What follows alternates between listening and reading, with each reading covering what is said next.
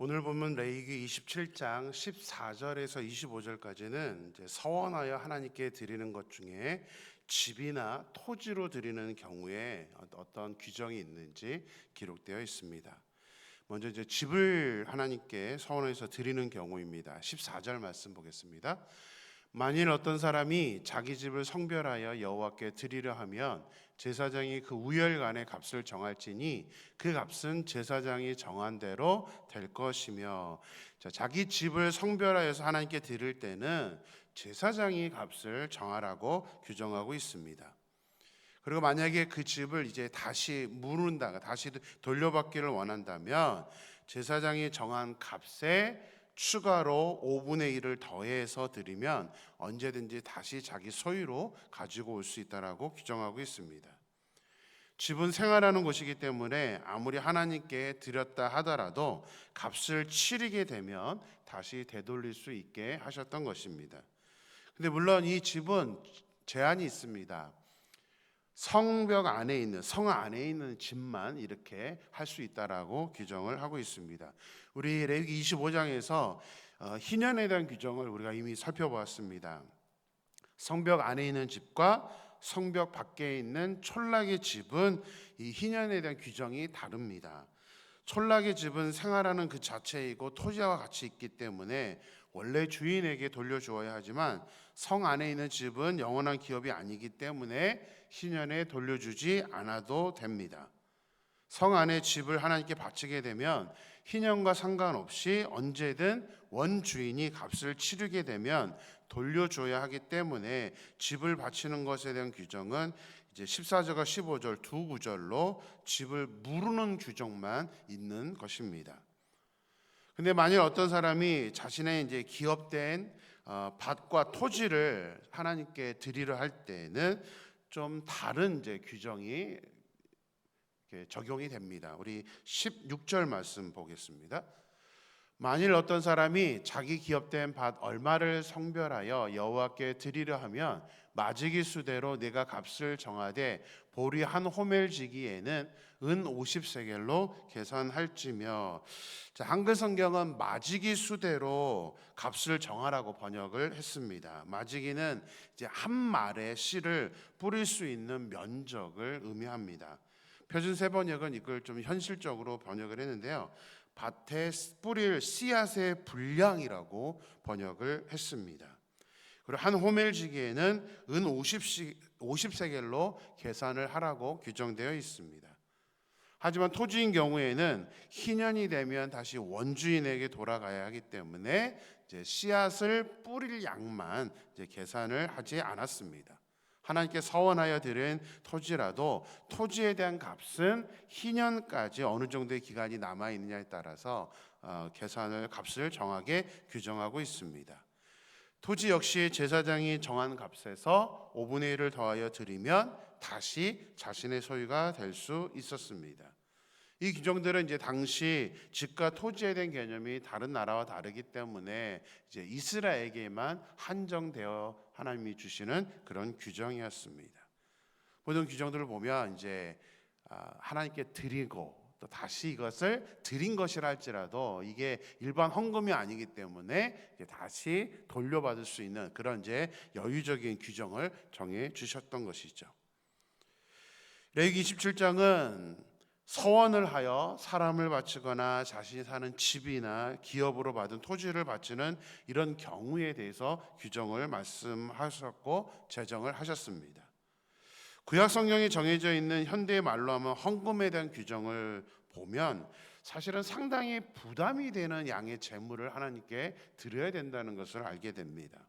번제, 소제, 화목제는 자원제이지만 소 또 양, 곡식을 하나님께 드려야 했고, 속죄제와 속건제는 죄를 지으면 아무런 예외 조항 없이 하나님께 드려야 됐습니다. 물론 이제 경제적인 상황에 따라 짐승을 드리는 것은 달라지지만 이것은 반드시 드려야 되는 의무제였습니다.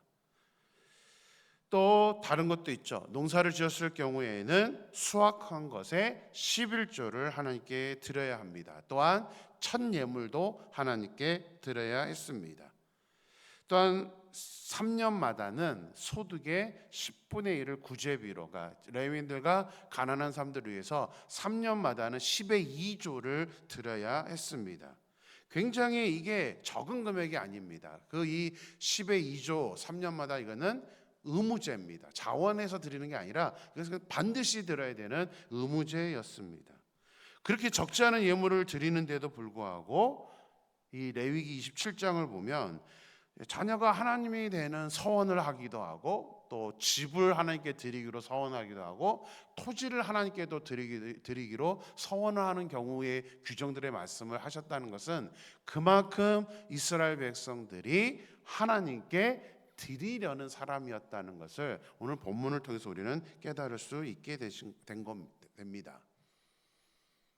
집까지, 자기 집까지, 자기 토지까지 하나님께 드리고, 물론 이제 이것은 다시 물를 수 있기 때문에 이 말은 이들이 먼저 하나님께 헌금해서 드린 다음에 자기들이 또 돈을 벌어서 마련이 되면 그냥 원값도 아니고 20%를 더, 이건 추가로 헌금을 하는 겁니다. 20%를 더 하나님께 드려서 다시 또 돌려받을 수 있는, 그러니까 이런 모든 근본적인 것들은 이스라엘 백성들이 하나님께 인색하지 않고 하나님께 온전히 드리려는 사람들이었기 때문에 이런 규정을 정할 정도로 이스라엘 백성들의 모습은 우리에게 굉장히 도전을 주고 있다는 사실입니다. 물론 이제 가나안에 정착해서 시간이 흐르고 우상을 숭배하면서 하나님께 드리는 마음보다는 이제 우상을 숨기는 그런 모습이 많긴 했지만 기본적으로 이스라엘 백성들은 자신이 받은 것들을 드리려고 하는 마음이 컸던 사람들입니다. 이런 이스라엘 백성들의 성향은 당시만이 아니라 후대까지 다 전해져서 현재의 유태인들은 굉장히 도네이션, 이 기부라는 것을 아주 잘하는 민족으로 유명합니다.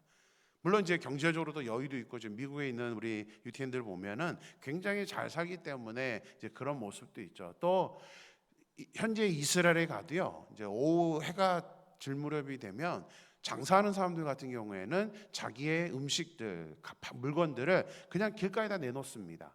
그냥 가난한 사람들이나 힘든 사람들이 그냥 자유롭게 가져갈 수 있도록. 그러니까 그만큼 이스라엘 백성들은 이렇게 다른 사람들에게 또 하나님을 위해서 사용하는데 이게 충만했던 사람들입니다. 제가 뉴저지에서 담임 목사로 사역을 할 때입니다. 집 근처에 이제 유태인들이 만든 커뮤니티 건물이 있어서 저도 거기를 너무 이제 시설이 그 주변 어느 시설보다도 좋아서 거기를 사용하고 싶은 그런 마음이 있었습니다.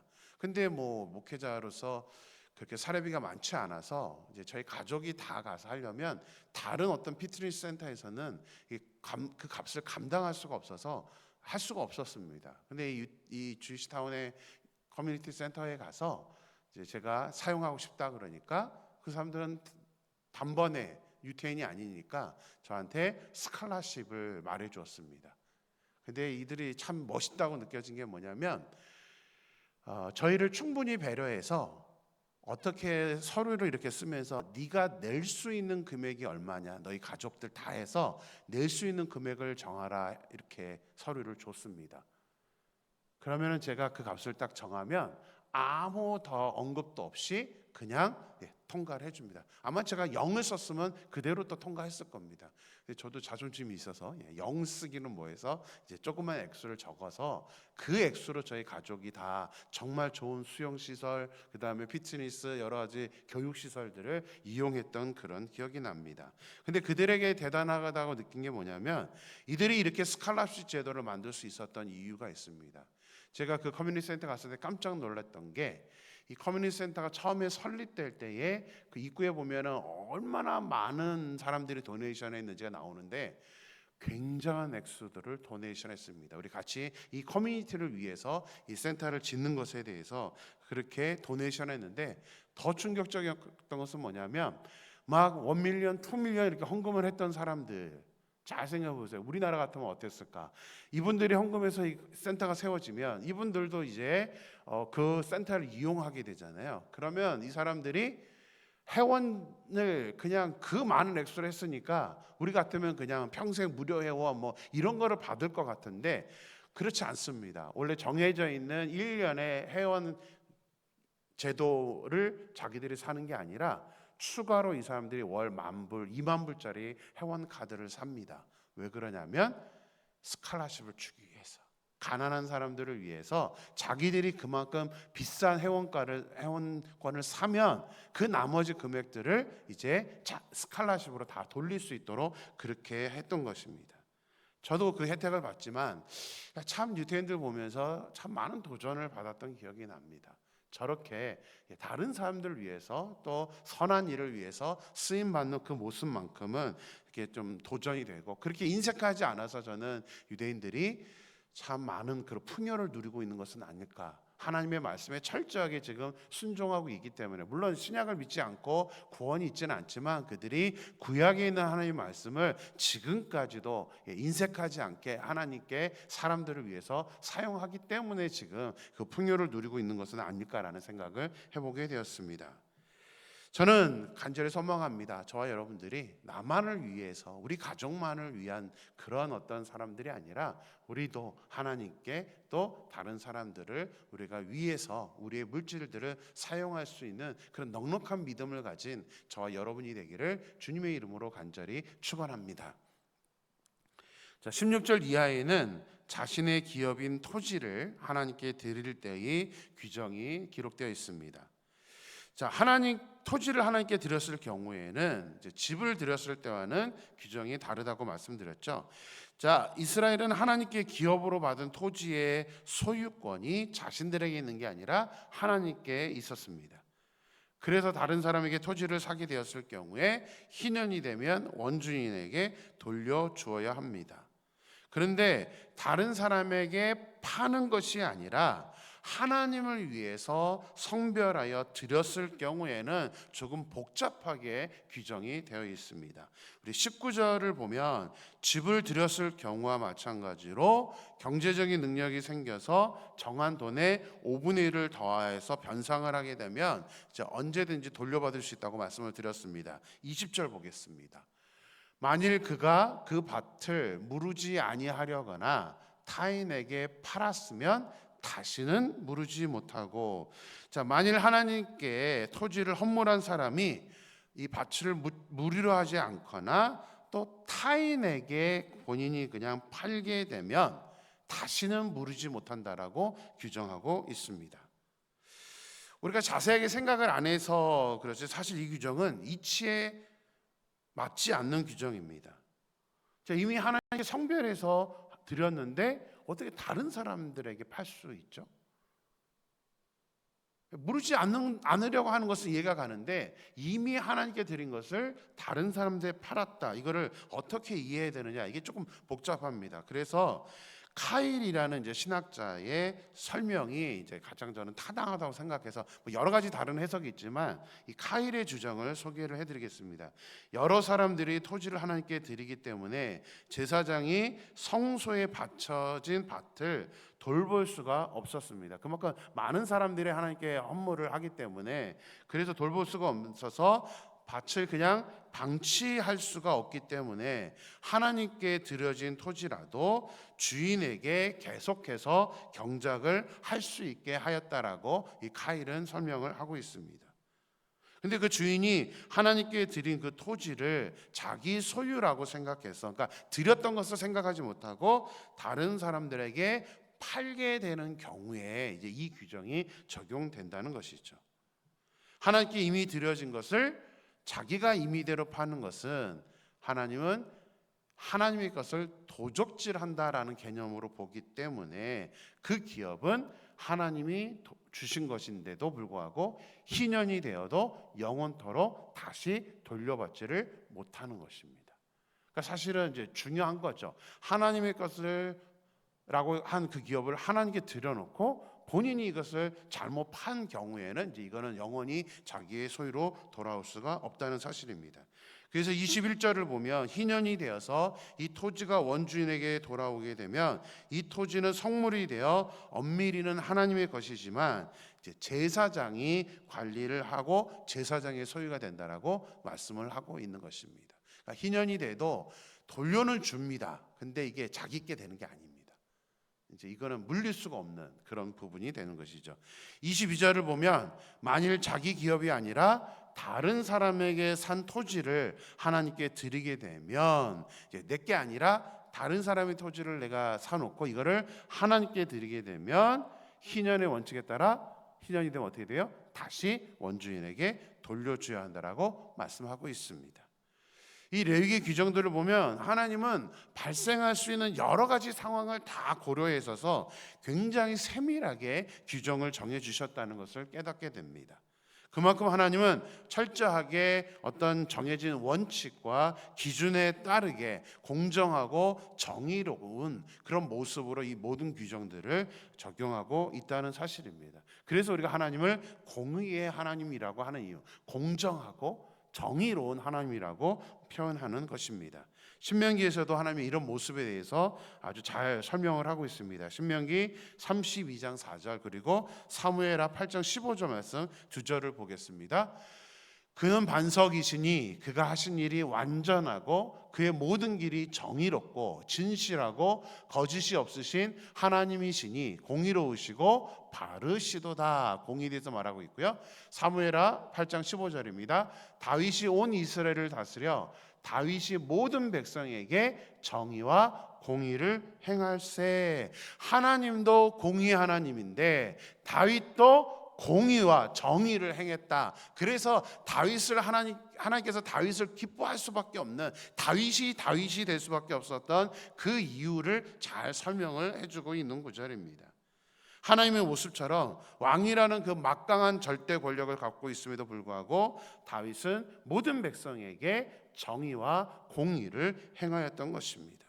이 공정과 정의라는 것은 모든 사람들에게 예외를 두지 않고 심지어 자기 가족에게도 동일한 기준으로 지켜야 한다는 것, 이것이 바로 성경에서 말하고 있는 공의와 정의라는 고귀한 가치인 것입니다.